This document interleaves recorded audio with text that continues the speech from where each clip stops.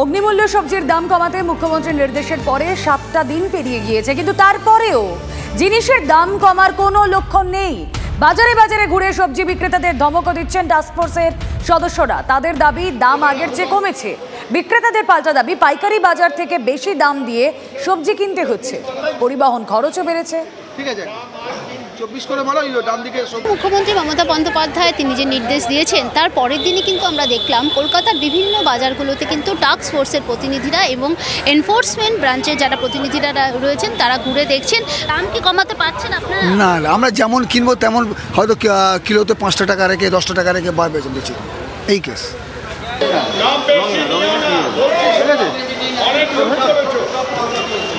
আমরা যেরকম কিনবো সেরকম কম হবে। আমরা যদি কিনতে কম পাই আর আমাদের বিক্রি করতে কম হবে। শিয়ালদা মার্কেটের আমরা কেনার উপরেই নির্ভর করে ব্যবসা। 2-3 দিন দাম কমেছে, একটু মালের দাম কমেছে, শনিবার থেকে দাম কমছে। এখন আমরা নামার পরে 10 তারিখ থেকে আমরা নেমেছি, তারপরে বাজার দর অনেক নেমে এসেছে। এই যে লিস্ট আনানোর কথা কেন বলছেন? লিস্ট আনানোর কথা বলছি, অনেকে কাস্টমারও বলছে যে আপনারা চলে গেলেই দাম বাড়িয়ে দেবে। যা বলছে লিস্টটা টাঙানো থাকলে কাস্টমারও দেখবে, থানার থেকে লোকেরা আসছে দেখবে, আমাদের ইবির অফিসাররা আসবেন তারা দেখবেন, আমরা জানতে পারবো, তখন যা করার করব। র মেটেরিয়ালস মানে বেশি করে যেগুলো কি পাইকারি, ওইখানে আপনাদের যদি দেখেন যে জিনিসপত্রগুলোর দাম যেগুলো বেড়েছে, নজরদারি কিছু না, আপনি বলে যাচ্ছেন চলে যাবেন, ওরা যে বলবে যে আমরা এই দামে বিক্রি করি, আপনারা যখন বা যারা মিডিয়া বা পুলিশ যারা আসছে চলে যাওয়ার পরে আপ টু একই সেম দাম হয়ে যাচ্ছে।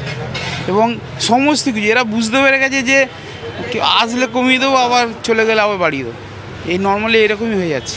7 দিনেও দাম কিন্তু সেরকমভাবে নিয়ন্ত্রণ হলো না। হাতে আর 3 দিন সময়। এই 3 দিন সময়ে টাস্ক ফোর্স কতটা দাম নিয়ন্ত্রণ করতে পারবে, কতটা সাধারণ মধ্যবিত্তের পক্ষে যাবে এই দাম, সেটাই এখন বড় প্রশ্ন। ক্যামেরায় মিনমোহন চক্রবর্তীর সঙ্গে সোমা দাস, TV9 বাংলা, কলকাতা।